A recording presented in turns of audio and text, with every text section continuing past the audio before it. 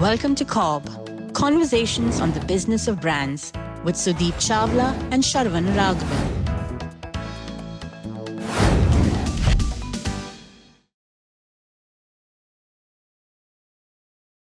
I joined Cadbury in 2008, and it wasn't a month end, and I told my team that they could leave around 6, 7 o'clock in the evening, and they were shocked. They were like, "We can leave 6, 7 o'clock." I'm like, "Why?" We had this boss, Saurabh Bajaj, and he was a bachelor, and he never understood what that family man needed to go home, and he would make us work like 27 hours in the day. So I was like, "Wow." So that's productivity. And they put it down to him being a bachelor. But I realize he's not. And he continues to work like 36 hours in a day. He writes prolifically on LinkedIn. He's a LinkedIn guru.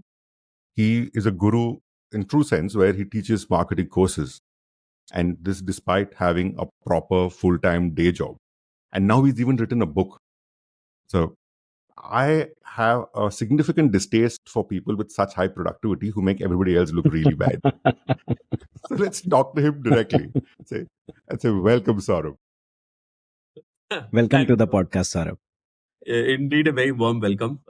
Thanks so much, guys. In fact, while I've been saying only half jokingly that I've been, really wanting to come out to COP, when I was telling Sudeep that I know I've made it where I'm here, because finally what you look for, right? You look for recognition among your peers, guys you worked with. So thank you so much for having me on board. So it's a pleasure and an opportunity and a great, privilege for us to have you on the podcast, Saurabh. Welcome. Yeah. Thank you so much, guys. And the thing with getting friends on the show is that you never know when we're talking seriously and when somebody's being ripped apart. So, okay, Khair, I think one thing that I think most of our audience would certainly be followers of Saurabh on LinkedIn. absolutely.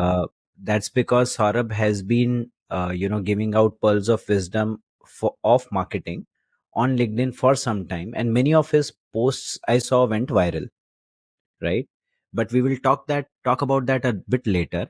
Right now, if anybody is following Saurabh, I'm sure you're following his journey of becoming a first-time author, right? And the name of the book is The Practical Marketer.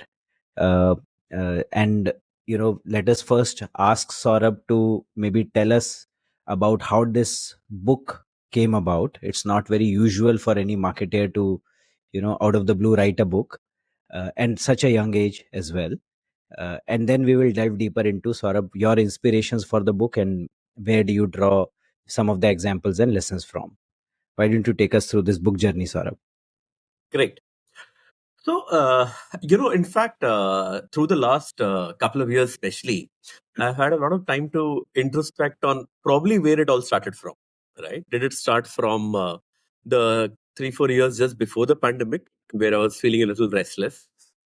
Did it start maybe 15-20 years back, where I first thought that I might write a book? But actually, for me, probably the aha moment was way back in my 6th grade. Because I got in touch with my English teacher recently, Mrs. Malini Podwal, from 30 years back. So I got in touch with her and I sort of reached out to her, spoke to her. And when I was speaking to her, I then realized that all through my younger age, I had absolutely terrible handwriting.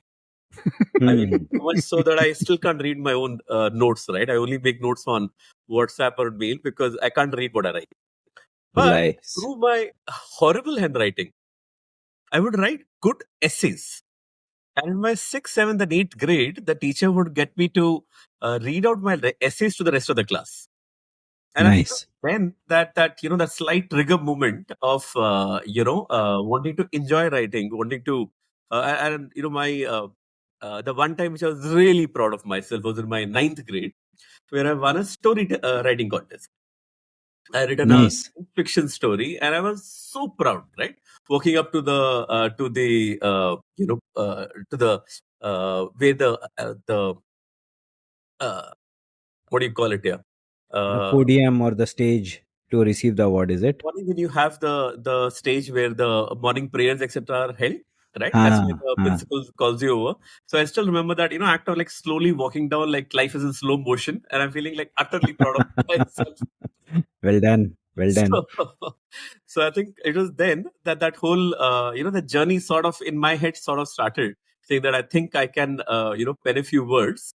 And then this took off, of course, in the pandemic, because the first weekend of the pandemic, right? The first weekend of the lockdown is when I put up my first post.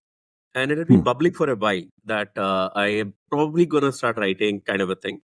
So I put out my first post, and 35,000 views. Nice. And it shocked the hell out of me, saying that who are these blokes out there who are actually interested in reading what I'm writing? And so I promised myself a post every Saturday. And I would literally write the post down on Monday, Tuesday, refine it on a Thursday, Friday, and put it out with some amount of effort. It was not like I'm just putting what I feel like writing out there. I was refining it, I was putting it there, and I sort of hit upon a formula as well.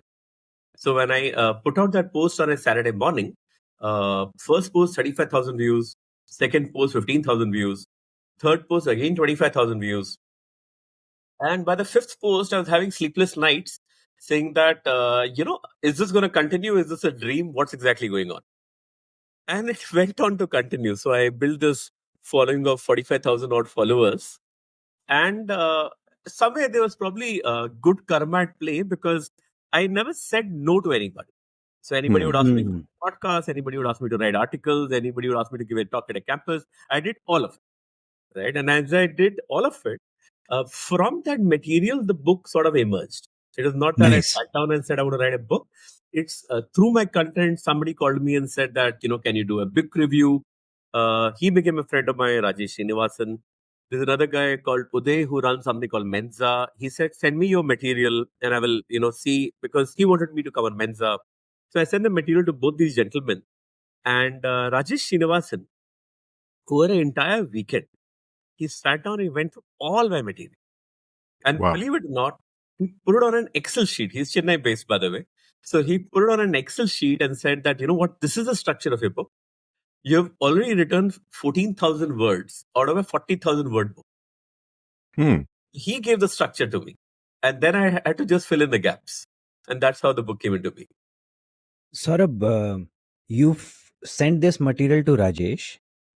You copied this material from LinkedIn, or it was stored with you somewhere?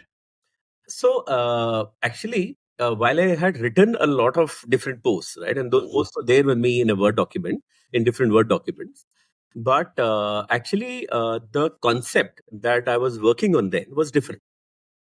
The concept that I wanted to write about, what my original thought was, 3 decades of Indian advertising and evolution of society. That was my original thought. And which is why I did the whole podcast of iconic ads with Evelina and Saurabh as a way to do primary research into how ads have been made. But actually, the articles which form the book are the articles I never expected, because those articles were written on this website called Case Reads. And there's this young guy who's doing his MBA there. And he had a learning difficulty. So he would make notes for himself. And he said that, if you are going to make it really simple, then, write on my website. So I enjoyed that act of writing on a website so much, I wrote some 14 articles for him. And a lot of those articles, very interestingly, were, I would have this challenging discussion in office, say, where, my boss would be saying that, why do we want to do a consumer promo? Doesn't make sense, right? Or we were trying to triangulate a celebrity in Nepal, right? Or I would be trying to explain it to my managing director in terms of how exactly are we looking at a brand architecture? And I would kept thinking that it's so straightforward and simple. I mean, I can see this. Why are all these very senior people around me not just seeing this? And hence, I would just write it into this sort of 1100 word article and put it out there, saying that, padlo, kind of a thought, right, to everybody, saying that this is what it is. Yeah, it's as simple as ABC. Why can't everybody just see it, right? So it was those articles that actually became the skeletal framework for the book. Nice. So next your time, rants against your bosses became the core for your book. Those are not rants, Sharan. Those are explanation for lesser mortals. Yes. So the You next could, you time, could also call it that. yeah. So next time Saurabh walks into a meeting with a book in his hand, you know who you are. Okay, but the one thing, Sharan, throughout what Saurabh has just said, and how I have known Saurabh in the past, stands out for me is Saurabh's ability to plan and to persevere, Hmm. right? Very few people that I know would be able to put up an effort and find a teacher after 30 years and talk to them Right. and have the, and the teacher would remember them that you used to write great essays, etc. And your handwriting was so bad that I had to ask you to read it out in front of the class. And then have the positivity of Saurabh to think through that my essays were so good that she asked me to read it in front of the class. Yeah. I've seen Saurabh have this, planning, perseverance, and positivity throughout. And I think it is, quite ample in evidence when he's talking about his book as well. And how much did you have to persevere, Saurabh, after having written the LinkedIn articles, etc., to get it into a book? Tell us about that journey specifically. Sure. So, while, like I said, Rajesh gave me the framework, and then, once I had sort of a framework in place, then I just sort of cut it through butter, right? It's literally like we would be having our AOPs going on, but that temptation to finish that one more article, right? Till maybe 2 in the night. We'll finish our presentation of the day, but I just want to get the article done because, it's just locked in my head and I need to get it out, right? So that cut in about 2 years' time, the book was ready, right? But the hard work, in a sense, started after the book was done. Oh, Okay. Yeah. So after the book was done, it took me another 2 years to actually get it out. Oh, Right. okay. So the book was actually ready when I had exited Britannia. But once the book was done, I was very clear in my head that this is not going to be a tick mark. Is not going to be just any book that I'm printing for the sake of printing. Because if you just want to do a tick mark, you could, self-publish, you can go to an Amazon, you can do all of that. But I said, this is going to be something that I want to make big. It has to Mm-hmm. be, like virtually something like a classic. It has to be done right. Right. So to really make this book work, right, what I did is first, through the pandemic, I had given about 40 odd talks. So I was in touch with 10 or 12 college professors, MBA marketing faculty, right? So I sent all of those people the entire draft, saying hmm. that go through it, tell me what you think about it. Is there any chance you would recommend it to your students, right? And give me your edits, give me your changes, so on and so forth, right? Second, I sent this draft out to around 30 odd publishers. It was a classic spray and pray approach. In fact, the Mm-hmm. first publisher who was interested was Shrishti. And I was not fully satisfied because they typically look at first-time publishers, first-time authors, and some of the contracts felt sort of lopsided, and I was not fully satisfied. Right. Luckily, I hit upon Jacob Publishers, which I was very happy to work with, and I was like, yeah, this is one of those top 2 or 3 publishers in the country. They're the right guys to work. Right. And that faith was well reposited because they made me rewrite the entire book at least 3 times. Oh, okay. Wow. And the way they would do it was amazing. I mean, it's a 45,000 word draft, right? And they will go line by line with a style guide on the basis of their editing, make all of those changes with track, and it'll get me to accept every single one of them. And in Oh, those changes, there will be things like these examples are not clear. Build them more. Add some examples here. So I mean, they literally and then this stuff is jargon. Put it in the glossary. Replaces a simpler word. The whole piece, right? So and they finally, I mean, their claim to fame is the monk who sold his Ferrari. Hmm. So oh, they okay. know what they're doing. So they did a fairly exhaustive job of ensuring that every word is perfectly crafted per se. Then I started getting paranoid, saying that while almost all of the book is from my head, but yeah, I am referring to some concepts by say Simon Sinek. right? Or start with the Y. Or there is a little bit of Byron and Sharp in me because when I was in Diageo, the entire the entire Bible was that book, and right when we used to do artwork management, right?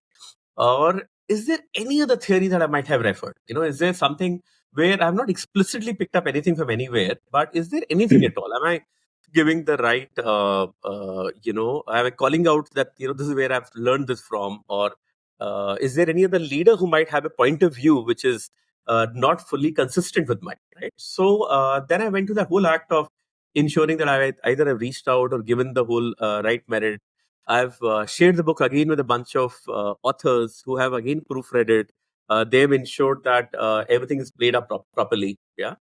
And then I said that, you know what, anyone and anybody who has had a chance to work with me during that time and who could have a point of view, right? Now, whether that is somebody in contract advertising, in Interbrand, it could be in Diageo, the CMO there, or maybe Anil, right? Because he has seen a lot of the journey, right?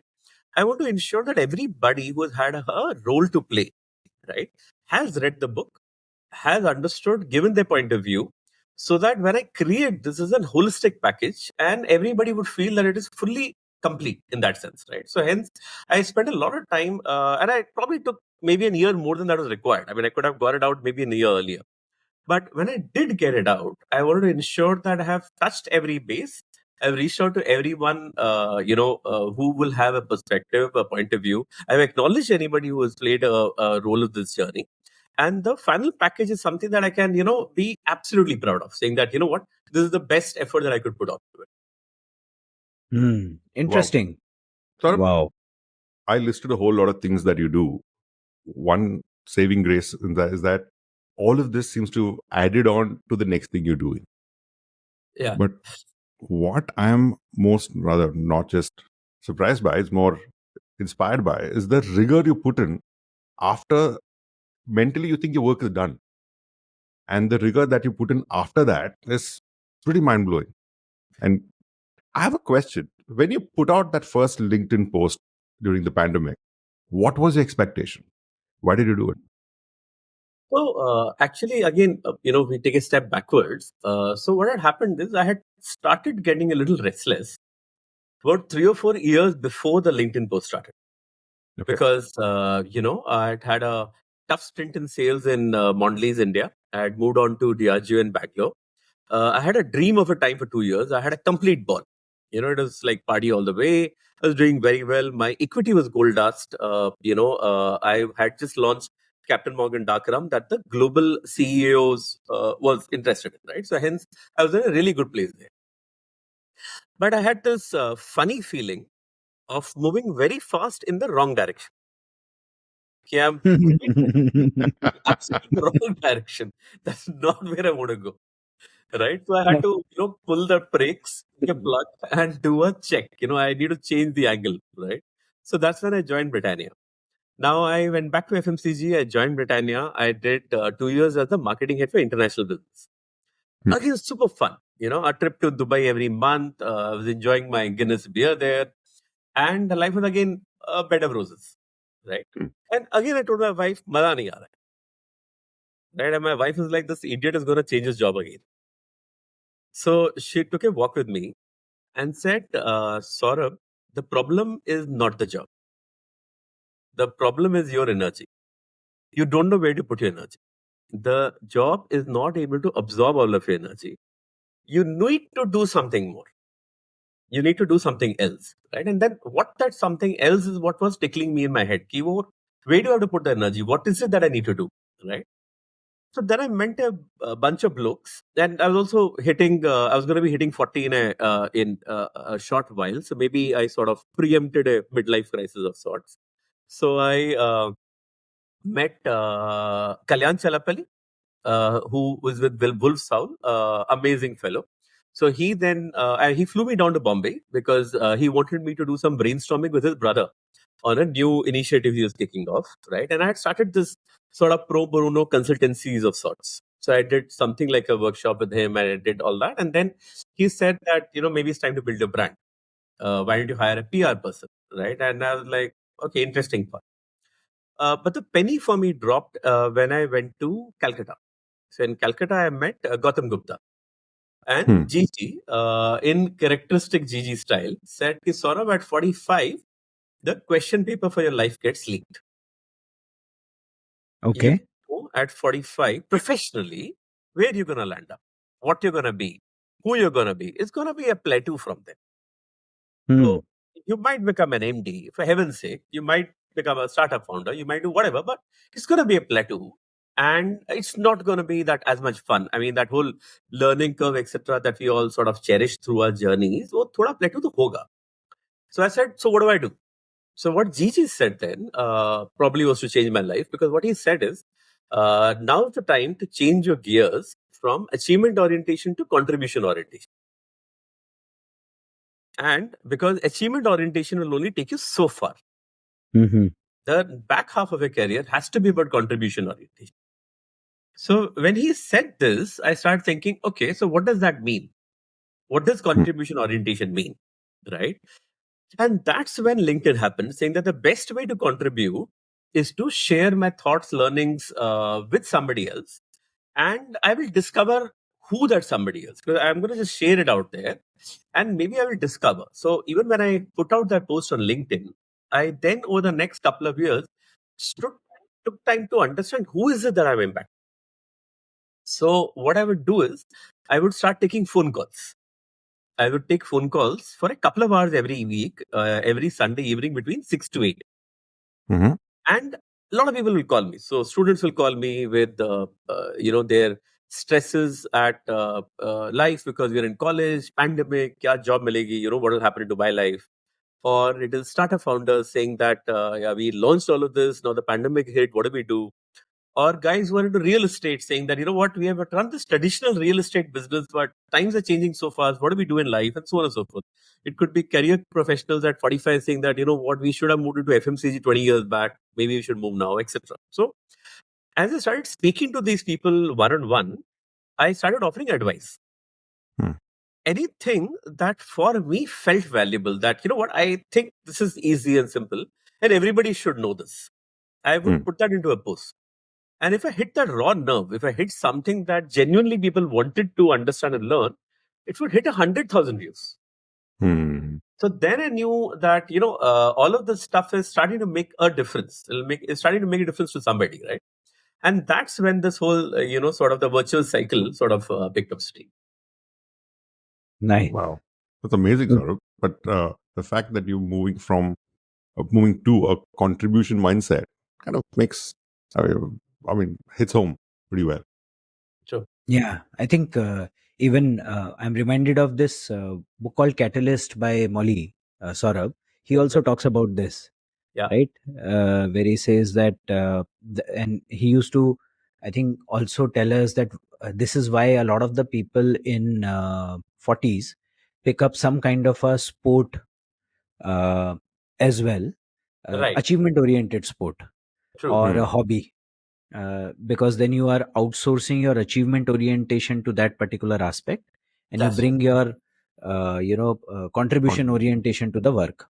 That's I right. think it kind of resonates very well. Good, excellent. Thank you for sharing this, Saurabh. Now, tell us, Saurabh, a little bit about the content of the book. You've spoken about posts, you've spoken about inspiration. Now, our entire audience is largely people who are connected to marketing and startup ecosystem. A lot of them have specific questions around creating brands, running businesses based on brands, etc.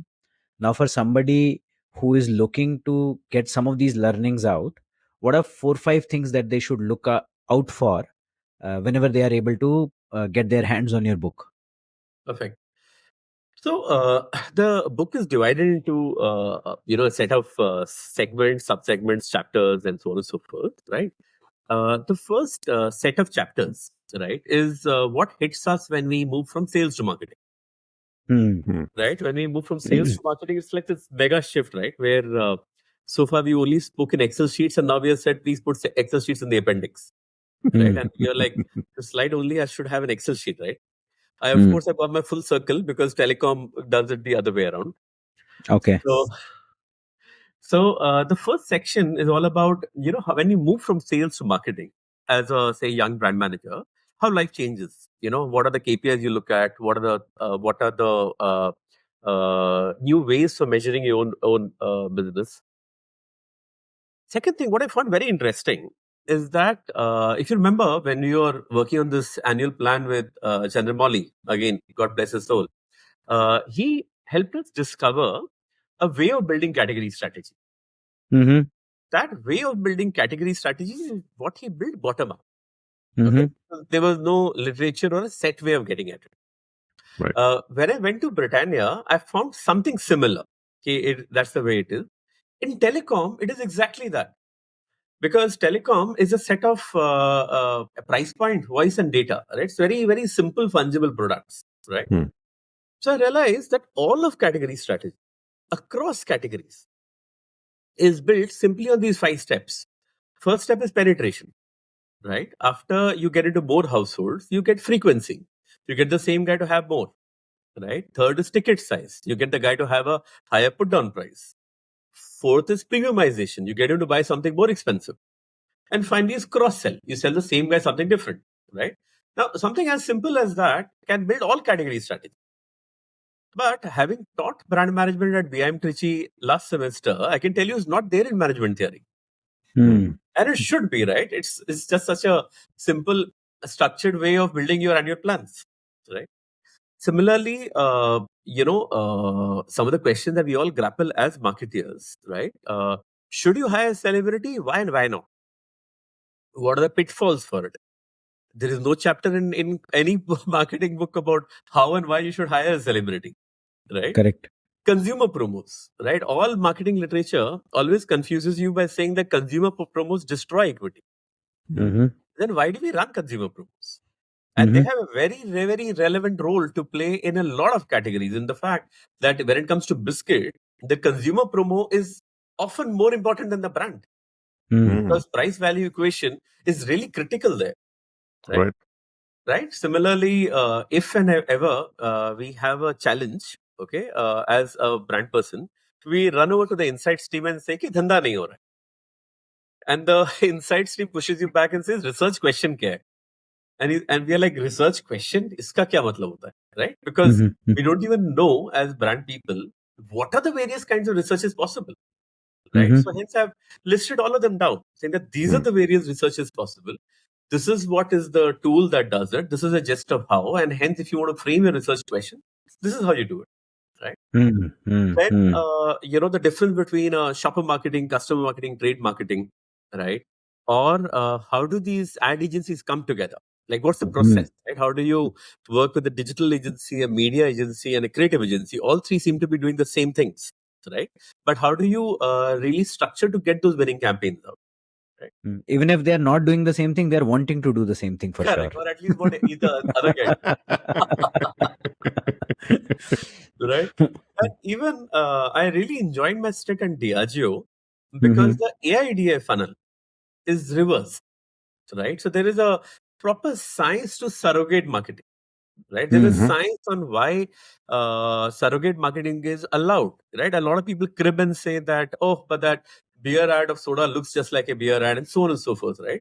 But there's a rationale for it. There's a rationale on why surrogate marketing is allowed, and there's a rationale on how do you practice surrogate marketing. So all of this, in very simple how to do kind of steps, is what I've covered in the book, saying that, what, end to end, if you want to practice marketing, you might be an entrepreneur, you might be a student, you might be a professional wanting to move from sales to marketing. This is like your mentor in your hand, right? This is exactly are the questions that you would probably want to ask, and this is how you would do Nice. So it is like Saurabh Bajaj bot in your hands. it. I've in fact put on a nice website as well called Oh, okay. www.thepracticalmarketeer.in, Oh, Oh, wow. because nice. obviously .com is very expensive. So Okay. the practicalmarketeer.in has been designed as a perfect complement to the book. Right. So Excellent. if Lovely. students and faculty pick up the book, then all of the examples that I mentioned in the book, care TVCs or backgrounds are there on my website. So the students can come prepared for the class by going through the ads on the website and the literature in the book. I've also housed the website with all my podcasts. So if they want to do a project and if they are interested in backstories of ad campaigns, is there. Like example are Ramesh Suresh, right? What was really the brand task? How did they go about it, and so on and so forth, right? And I've also a bunch of my talks, my journey, etc., is also loaded up there. So it's like a fully loaded website. It's the perfect complement to the book. Correct. So Saurabh has almost said that I have put everything at one place. Now don't ask me to do anything else. All backlinks are created. Now my job is done. I want to get on to something else, bigger, better, etc. Yeah, I'm sure this will be a gold mine of information Yeah. for anybody in marketing, advertising, anything to do with business. Because Yeah. you've not just created content, right? So a lot of us create content, but to consolidate it, organize it, and make it accessible on a need basis. I think that's fantastic work, sir. It's fantastic. No, I think I'm I going quite to. love it as well. Yeah. Yeah. Well, I have you got me interested, Saurabh. You through the bait, and I am about to take it. I want to talk about surrogate advertising. I'm one of those who crips. When I was in campus, I in my final placements I did not set for ITC and for any of the other categories that I thought I didn't believe in. I just thought that surrogate advertising is immoral. Now I got really interested when you were saying there's a science of it. There is a reason how it is done, why it is done, etc. Just spend a couple of minutes just explaining it to me, please. Sure. So, and again, just to take a step back again, one of the concepts which I'm personally quite passionate about in the book is the brand task, right? Where I put it out there that there are only two kind of brand tasks possible. Okay? And what I enjoyed is because when I wrote that article and I said it to a close friend, she pushed me back and says, "Ki, what is all this? This is bullshit. This is not the way it should be done. And why are you saying the only two tasks?" So when you have a degree of opposition, then you know you're in a good thing. If everybody agrees with what you're doing, then maybe you're not sort of hitting any edges, and hence it has to be a little edgy for it to be exciting, right? Now, this concept of brand task is where I got my understanding of surrogate advertising. So I'll lead to that, right? But the understanding that there are these two brand tasks were pulled out of a particularly frustrating conversation with Sri Molly. Okay, when Molly and we were obviously jostling around on Cadbury Celebrations. Molly said, "You're making these lovely ads of तो इस दिवाली आप किसे खुश करोगे, but तो इस दिवाली आप किसे खुश करोगे grows everybody. It grows the category. It grows Kurkure gift pack also, Real Juice gift pack also. It grows everybody. I don't want to grow them. I want to grow myself." So Okay. I was sort of stunned, and I was like, "What does that even mean?" Right? I mean, I'm making an ad. The ad is getting my business done. What do you mean I don't want to grow somebody else? Right?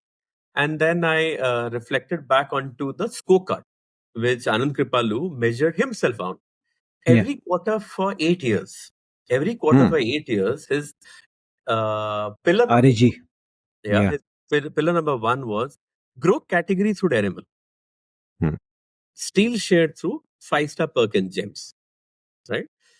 So that's where that insight hit me. There are two very distinct tasks. The first very distinct task is grow category. And when you grow category agnostic of brand. Right. Right? Correct. When a brand goes out there to grow category, it grows everything. It gives that particular behavior, right? So when Dairy Milk says Pehli Tarikh, on Pehli Tarikh, any chocolate can be had, not necessarily only Dairy Milk. Right. Because But that's usually spoken by the category leader. Market leader. Yeah. Often done by the category leader. Yeah. But at the same time, it could have also been done by, say, the Whole Truth, right? Whole Truth is not a category leader, but they can build a behavior towards consumption of healthy food in a sense, right? So, grow category is done the way you define it. It's a new behavior. It's a particular category. Yeah. And it often gets users from outside the category. So when you do grow Penetration. category, right, you get mithai consumers, right? When you use Chick shampoo 50 paisa, you get Shikakai soap users, right? So anything that gets users from outside your category is grow category. Then there's a second task which says, don't buy the other guy, buy me. And that is steal share. And if everybody in the category is doing steal share, the category is going to stop growing. Right. There are no new behaviors coming in, right? Yeah. So hence there is grow category and there's steal share. Steal share is often the challenger brands category, challenger brand strategy, right? Yeah. Grow category is often sorted in the product organoleptics or nuances, right? You say that chocolate has got the gold standard of chocolate, hence it allows me to steal from mithai, right? Thanda Matlab Coca-Cola is again rooted in the fact that you have to have Coca-Cola in there. You cannot do Thanda Matlab something else, right? Because finally you have to woo people from buttermilk to cold drinks, right? And hence aerated drinks. So Sure. the whole logic of surrogate marketing is that the grow category task is not allowed. Grow category task is not allowed. You can't get people who are not drinking or smoking alcohol or tobacco to get them to start. It's not an initiation journey. It's more a Yes. So, I remember there's a pretty standard journey when I was in alcohol, right? Every year, about 5% population growth, volume growth. 5% premiumization, price increase. 2% innovation. Roughly 10 to 12% is what we would target and deliver every year, right? And hence, the task of an alcohol marketer was, you know what, my distribution is fixed. There's no further distribution that's going to happen because for the last 75 years, there have only been 100,000 shops selling alcohol, including 5 stars. So on-premise, off-premise has been 100,000 licenses, no more, no less, right? And each license hence can cost up to crores. Only if something is shutting down that the license gets short. So you cannot grow distribution. Customer has to come to you where you are, right? Otherwise, a lot of grow categories simply distribution led. right. Yeah. So distribution does not grow. Premiumization is important. So whether you want to withhold stocks, whether you want to give a smart reason for people to uptrade, you drive uptrades. And then innovation, like I said, is 1 or 2%. That's probably true. And the innovation there could be more packaging led. There is this project which I worked on called Projectarian, which is your scotches in hip flasks, plastic hip flasks of Johnny Walker and so on and so on, right? So hence, because grow category is not allowed, in surrogate advertising, you do not show the actual product. You do not show the actual product. You age gate it. You have to be an alcohol drinker to access the promotional material, whether that is advertising on an online site or whether it is stuff that you do inside the shop itself. So you only talk to the converted. You do not convert anybody new, right? But steal share is fair game, and steal share often does not require the actual product because the consumer already knows the category. Because the consumer already has to just shift from one to the other. If I do those ads of music CDs with Jagjit Singh, right, which say Imperial Blue does, it's fair game because somebody who is not an alcohol drinker is probably not going to get the context in the first place. Because you do it riding on a surrogate, you only talk to the converted. You only talk to somebody who can join the dots between the alcohol category and the surrogate. God.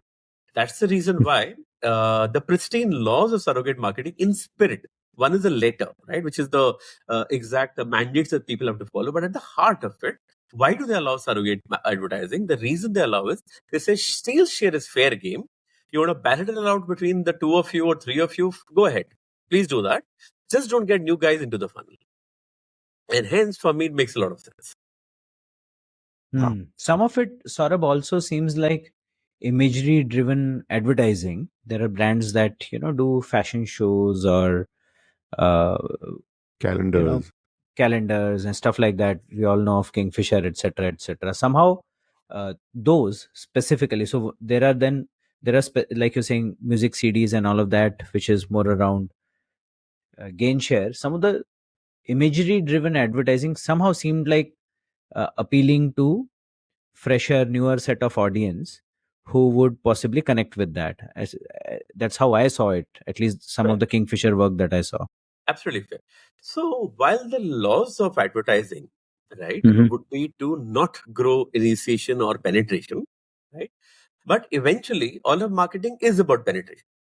All Mhm. of marketing is fundamentally about getting a new users, right? Mhm. Now, the way the alcohol category does this, and I find it really fascinating. In fact, the talk that I've given at most campuses Mhm. is the practical marketeer. And believe you me, this was the exact title that I'd crafted in 2020.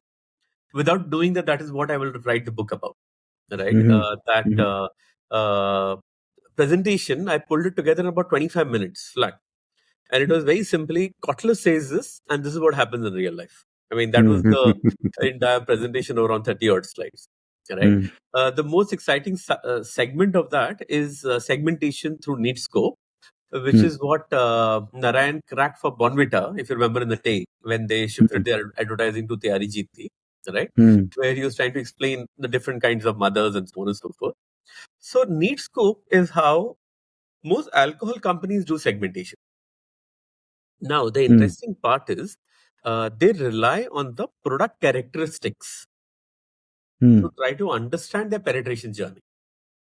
Mhm. Mhm. And hence, what are those emotions that they should own? Okay. Now, personally, like I said, I had a fabulous time in Diageo, not just because of the good quality spirits that we could drink, but also with the fact that alcohol is, in a way, the purest brand, because there is Okay. Explain that. zero functional differentiation. Hmm. All of alcohol is C2H5OH, it's just ethanol.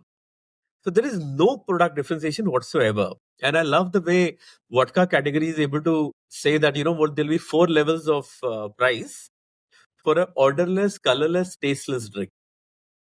I mean, there is no visible marker whatsoever to build any kind of a functional rationale, right? There's some flavor that they do from time to time, right? So yes, and let me tell you the story. So in the need scope, right, the occasion that Old Monk owns, and the Mhm. reason why probably Anand is also happy to have is Old Monk, right, across the world, is because rum or even any initiation whiskey. So the Celebrations rum, right? The McDowell's number one Celebrations rum or McDowell's number one whiskey. It uses a Yari narrative Hmm. because the narrative which they own is of brotherhood, about a circle of Mhm. friends where there are no heirs. There are no. It's like the coterie, right? Who sit together inside a hostel room and they have that alcohol for the first time, right? And hence they Hmm. own the Yari narrative.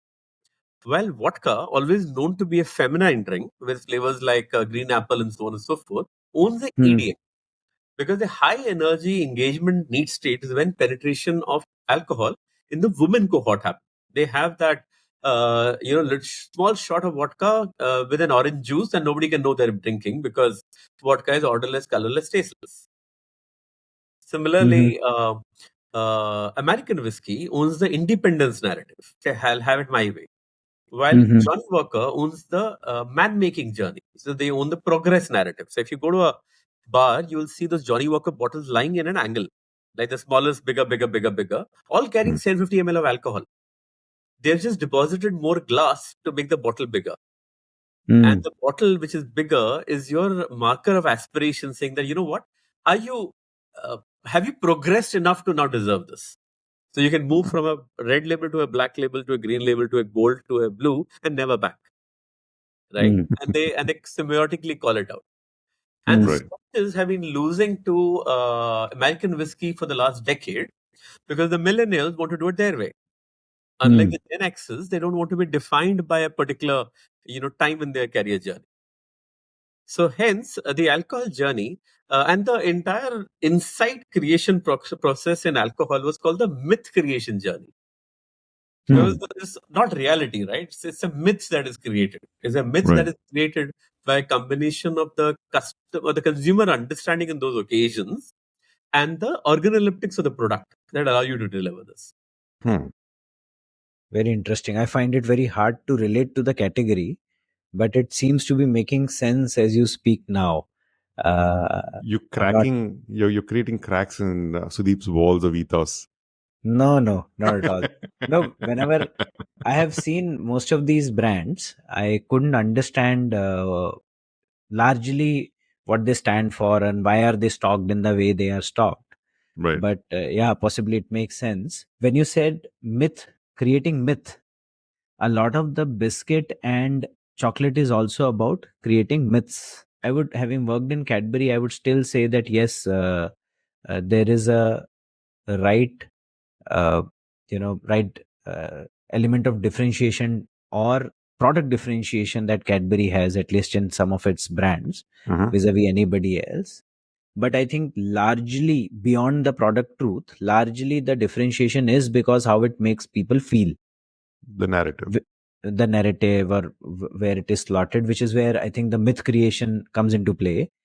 And I think nowhere is that myth creation more pronounced than one of the brands that Saurabh worked on for the longest period of time, which is Celebrations. Hmm. Yeah, Celebrations. If I ask anybody now, what is the chocolate inside Celebrations? What is Celebration? So nobody will be able to point out to say this is the taste of Celebrations, because Celebrations had a lot of packs. Some of them were assortments, some of them were rich dry fruit collection, etc. None of them had any, most of them did not have any homogeneity in product per se, apart from the Cadbury name inside it. Correct. So Celebrations was only and only about how it made you feel, or as Saurabh less euphemistically says, myth creation. So talk to our audience a little bit about Celebrations, Saurabh. How do you make a brand out of a product that does not have any uniformity or homogeneity, uh, and it's just reliant on packaging and story? With the same emotion. Yeah. So, for me, while I've been lucky to have a lot of interesting journeys, right? But I think the cornerstone of my marketing journey has always been celebrations. I just love the fact that I was fortunate enough to land up in that brand, right place, right time. And I was not very happy about it. Hmm. So when I,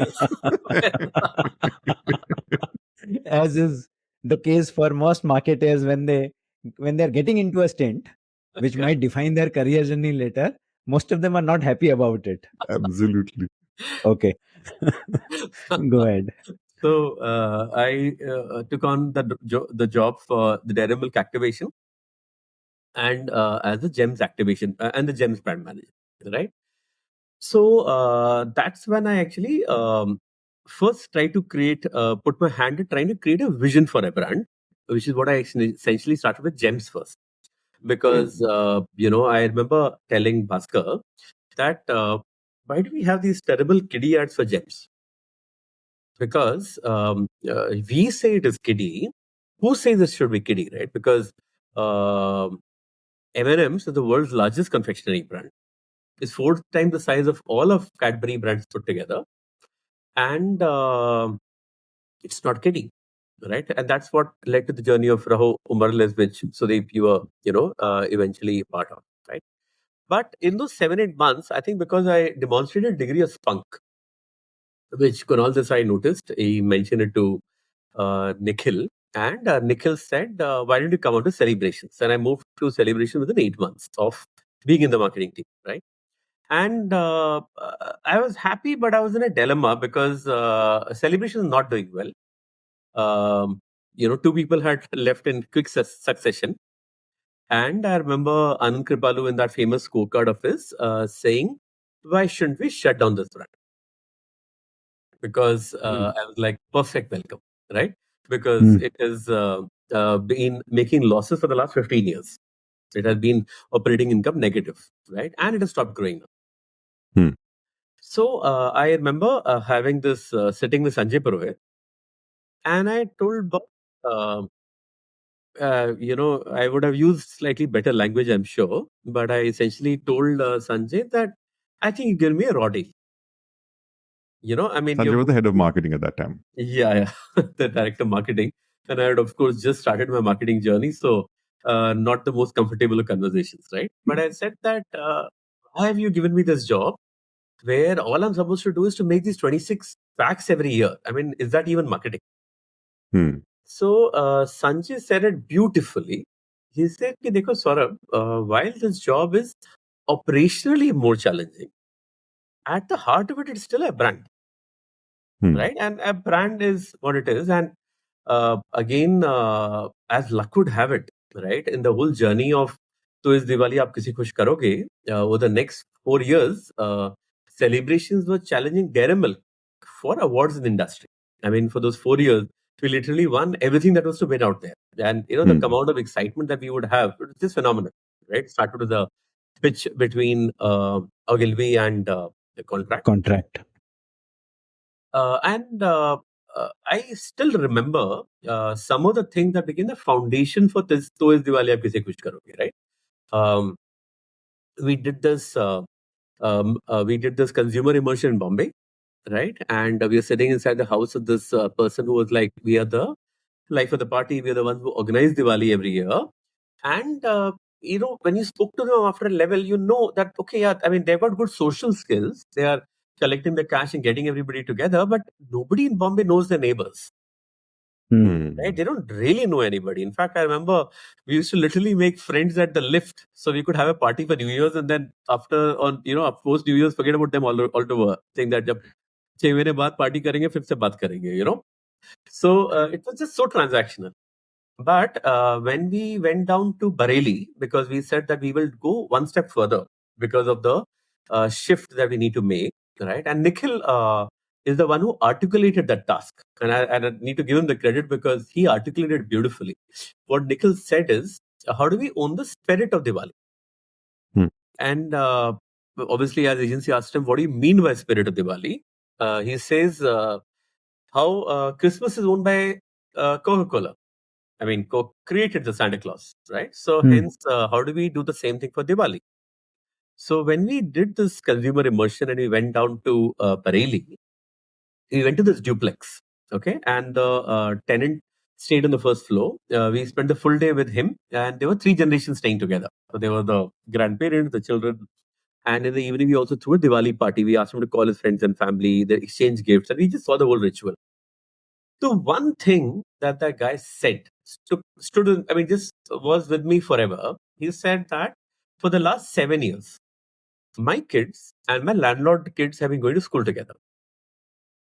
Everybody in school thinks they are brothers. And that warmth is just not there in the metros. Forget with neighbors or tenant and a landlord, right? You know the cousins, right? We just don't have that closeness anymore, right? And hence, Diwali became this journey of saying that on Diwali, can you take a happiness vacation? This Diwali, at least, can you let your natural form prevail? Can you let go of all your societal obligations? Can you genuinely do a little something to just make somebody genuinely happy? And that's where I think we sort of, hit a gold mine. And I, of course, take a lot of pride about the fact that, we crafted all of those lines in 2007, 2008. And today, after so many years, it is still the same proposition, right? With various avatars of it, right? But so that for me was a very, very satisfying task of moving celebration bang in the center of being a thoughtful gift, which is what the aspiration was. The aspiration was, how do you make to some degree, a kiddie or a heartless or, a manufactured box of chocolates into something that is genuinely seen as thoughtful. And that's where you own this emotion of thoughtful gift.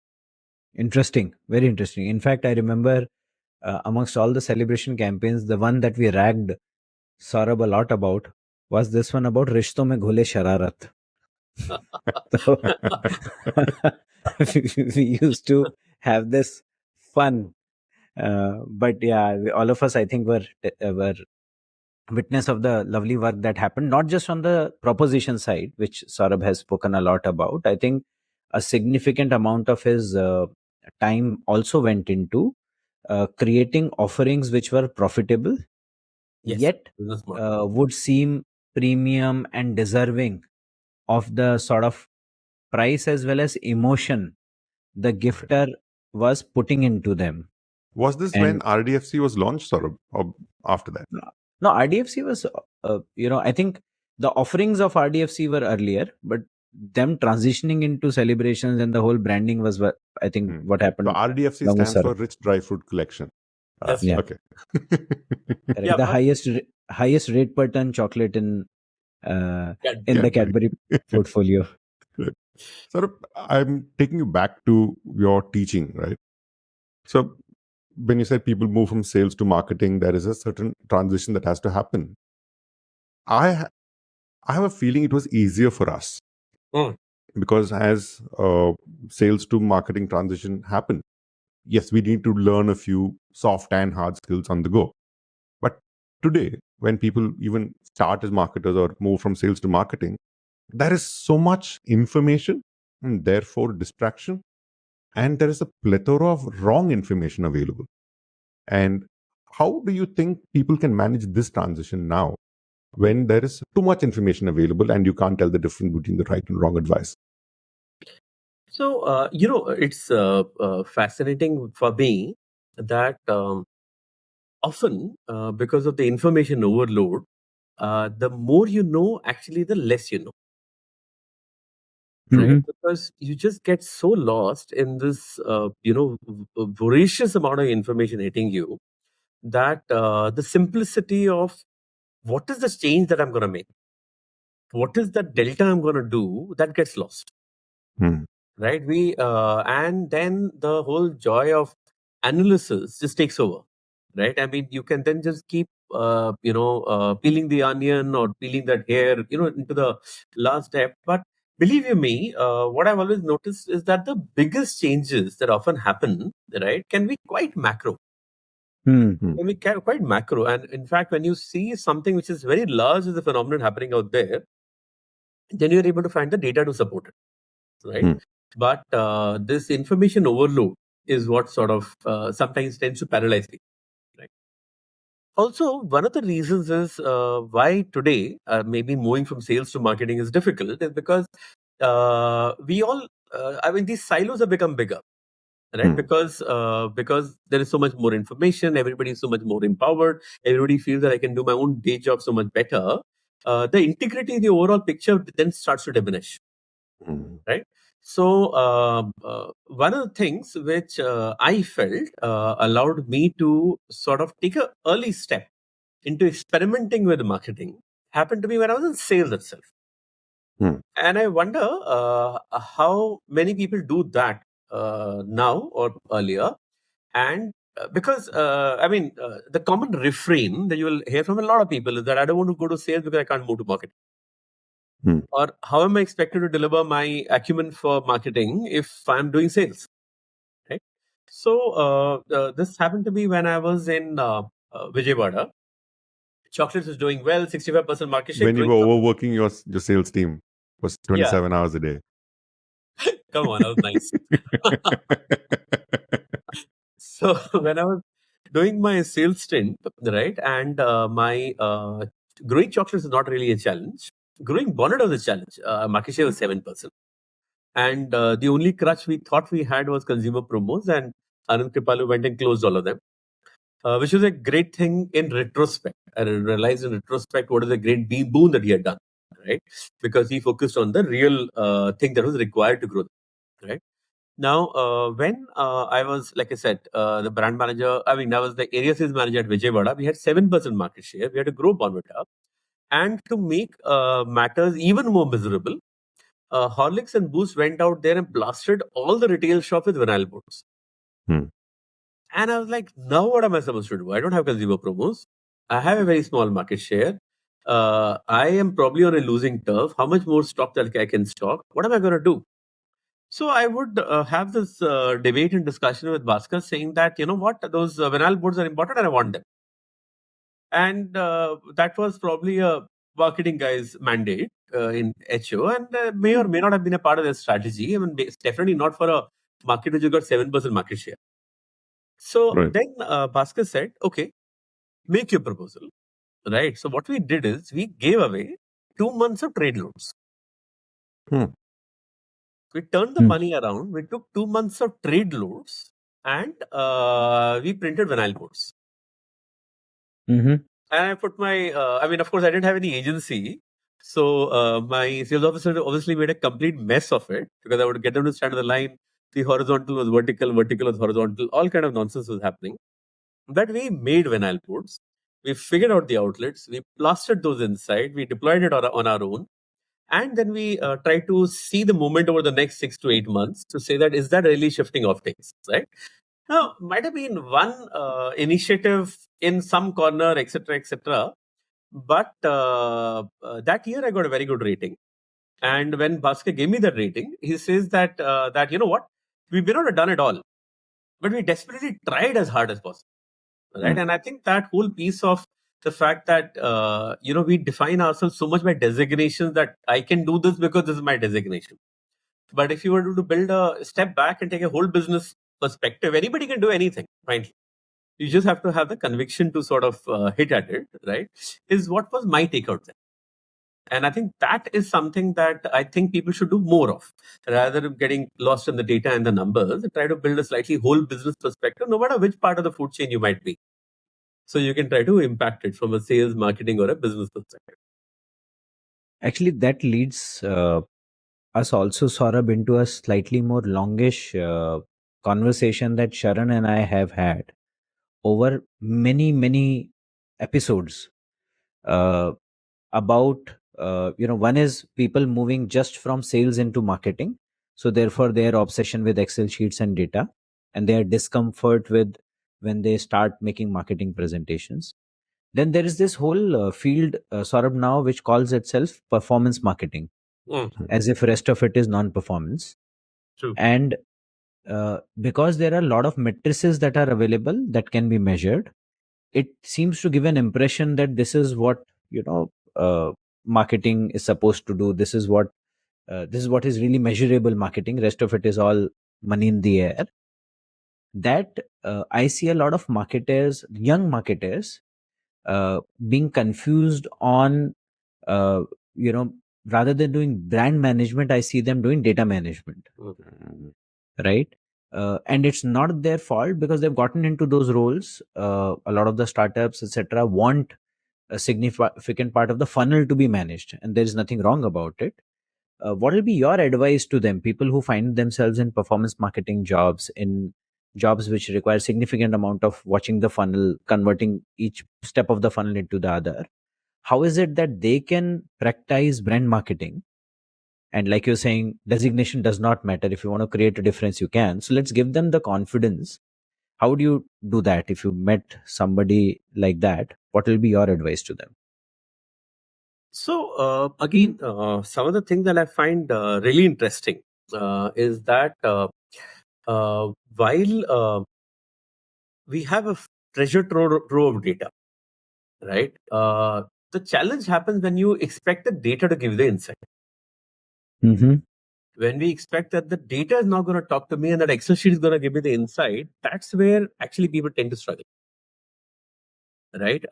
Data can facilitate making the right business case. Right? But in my opinion, the insight always comes from the customer. Right? So you might be in performance marketing, right? And you're trying to build the most optimum campaign, right? And you have a lot of things going for you.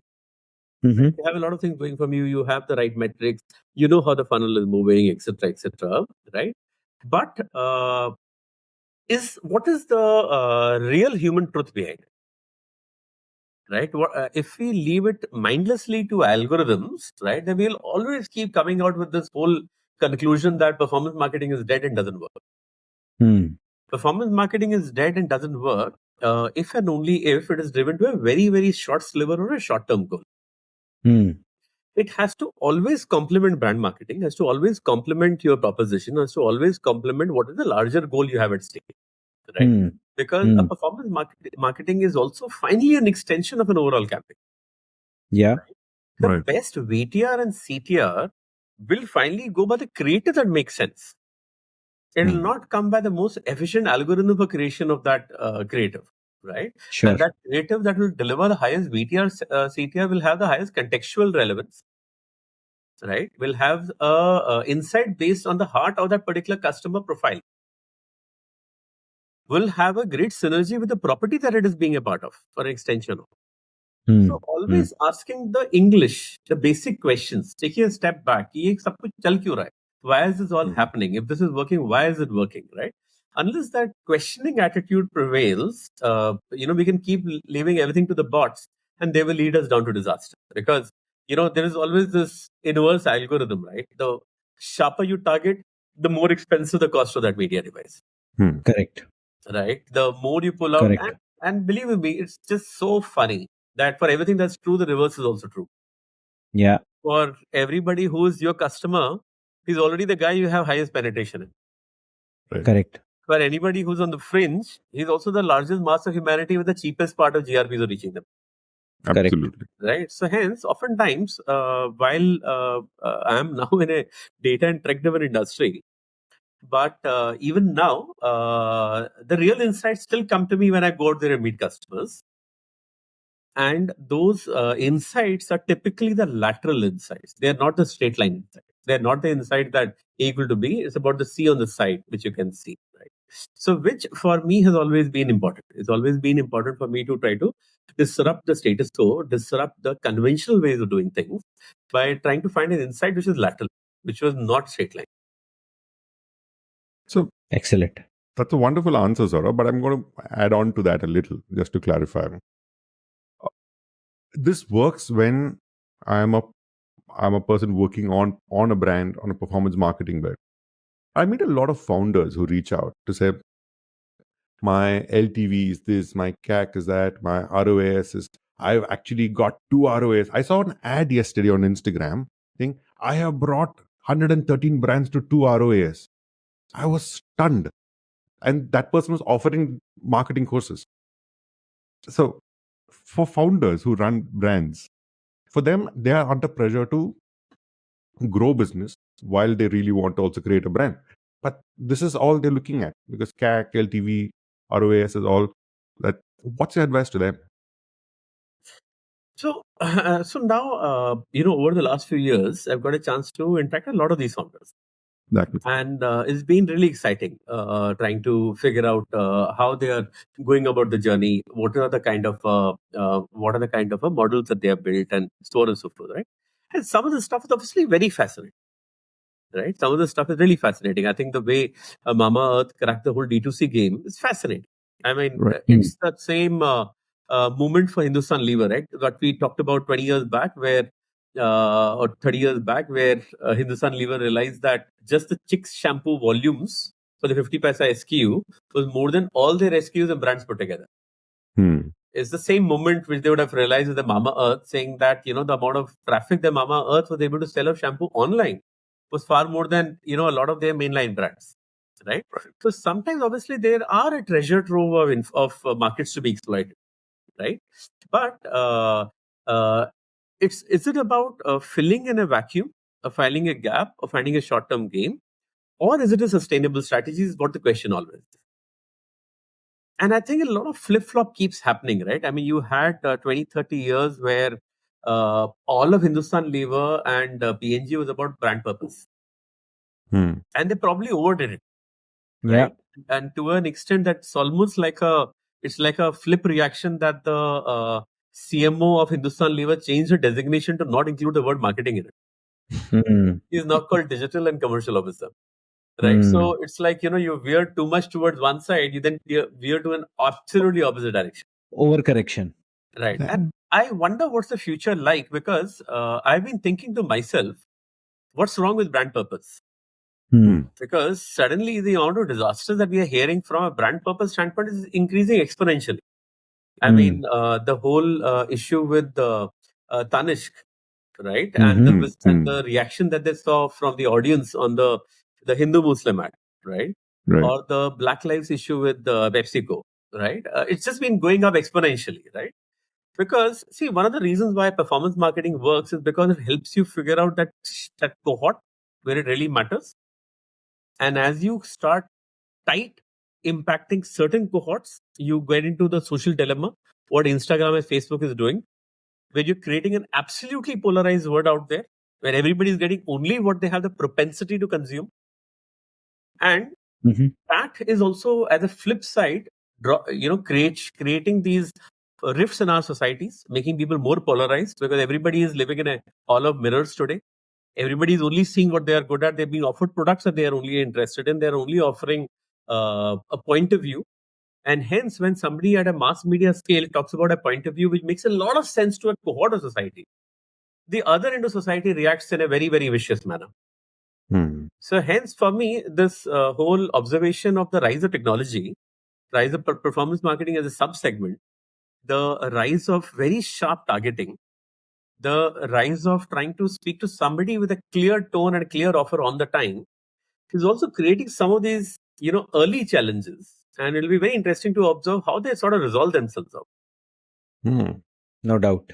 No doubt. It Awesome. surely is, Saurabh. I think that's a great observation on the times that we are in, as well as the challenges that face the marketers for upcoming as well as established brands.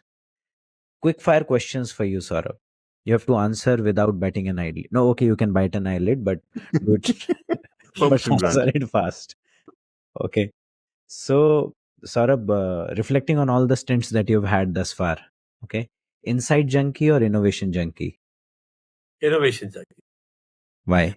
I've always liked to create that delta and create that shift, right? So when in celebrations we are creating more SKUs every year, I cut 26 to 8, right? Which was an innovation in its own regard, right? Because it is counterintuitive, right? Again, alcohol for me was the launch of Captain Morgan Dark Rum. It's tried 6 times, but finally I think we got something that got a little bit of a leeway. And then I got a chance to build Winking Cow from 35 crores to 115 crores by building an innovation strategy, which sort of delivered the route for me. And even in my current role, I'm not handling brand, I'm handling product and price innovation. So I'm creating innovative products with telecom. Excellent. Don't create innovative pricing. Okay. What's more exciting for a marketer, to work in category expansion or grabbing share? So while grabbing share is fun from an innovation standpoint, category expansion is where all the iconic pieces of advertising really come through, right? So I would say when it comes to large scale, big budget media campaigns, then you have your CFA in your pocket. If your CFO is not supporting you, might as well do the other. But if your CFO is Okay. fine with you, please do category expansion. Category expansion. Okay. कुछ मीठा हो जाए या कुछ data हो जाए? कुछ मीठा हो जाए, definitely. Definitely. Okay. And what's better for a marketer, working on a large brand, or working on a small brand? You worked So on both. maybe working on a small brand, but in a large company. Because in a small brand, you will have the agility and the flexibility to be an entrepreneur. But if you are not working in a large company, you're not going to have the resources to cut it. Excellent. Okay. Fair. One advice that you think some marketers who are working in the startup world would benefit from? Stick to the basics, understand your customer, and at least meet 30 customers a month, if not more, right? Because finally, your mixes are only going to stand the test of time if you're getting absolute feedback on a real-time basis. And complicated researches are less important than just meeting 30 customers, looking into their eyes and figuring out what's really working. I think this speaks very beautifully to what we've been talking All about. true. So, sort of one of the advice that we have always stood by is that while some companies will have budgets for research and you want to really simplify some complicated concepts, but there is no substitute for meeting the consumers yourself. Conduct your own research, even if it is qualitative or quantitative. It is no rocket science. You just need to understand why consumer is doing what they are doing and what could be possible ways of growing your brand. And again, those 5 growth behaviors that you spoke about, consumer has all the answers. You just need to understand who to ask and what is the right manner of asking them. And I think all three kind of us were grounded in marketing at Cadbury. This was something that was almost institutionalized there, to go and meet customers and write your learnings about, right? All right, last question. What are 3 things people should take away from our conversation today? So I think 3 things that people should take away, right, is craft your own journey, right? Every journey is distinct, but to craft a journey, you need to know yourself. So I think taking some time out for reflection is really critical, right? And that's what finally gives you the North Star, right? Second is marketing is not complicated. It is simple, right? But that simplicity comes in when you have the patience to sort of understand the ropes, right? So either learn it your way or just become the practical marketer. And finally, I think have fun around the way, because finally, you can be working 26, 33, 34 hours a day. But finally, it's only when you're having fun that it feels like working a couple of hours.